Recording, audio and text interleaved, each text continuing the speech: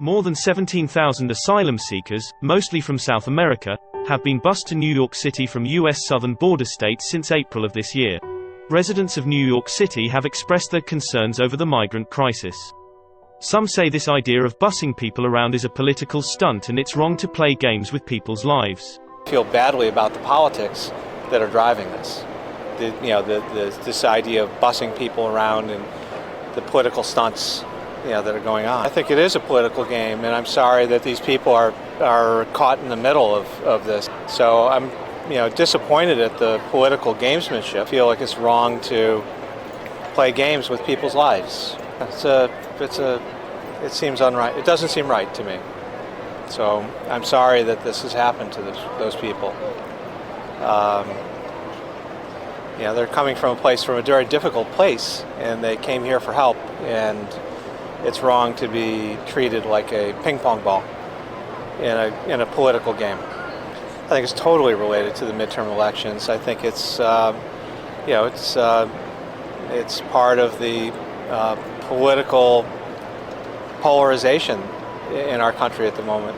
That's the politics behind it, that those states are run by conservative governors who are sending the migrants to Democratic-run states. So, yeah, it is a political stunt, and the people, unfortunately, who are being sent here are totally caught in the middle. They have nothing to do with it, and they're powerless to do anything about it because they came here hoping to build a life for themselves, and they really don't have any say in it. To accommodate the asylum seekers, New York City has contracted 42 hotels as emergency shelters, with one humanitarian emergency response and relief center under construction.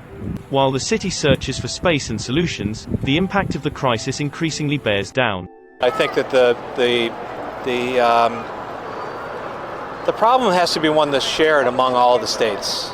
The problem needs to be shared, and the solution needs to be shared. So, but I think that doing it in a way which is all these sort of political stunts is not the right way of doing it. It's harmful I feel badly for the people involved. I think that there are many people in the city who need help before the migrants who are coming to the city by buses. So I think they should think about those first, those homeless people, poor people, hungry people, and people who sleep in the street. They should think about those before helping immigrants. I'm not saying you shouldn't help people, but you should help your own first. That's what I think about it. New York City Mayor Eric Adams declared a state of emergency last Friday in response to the migrant crisis. According to the executive order, the state of emergency shall remain in effect for 30 days and may be extended.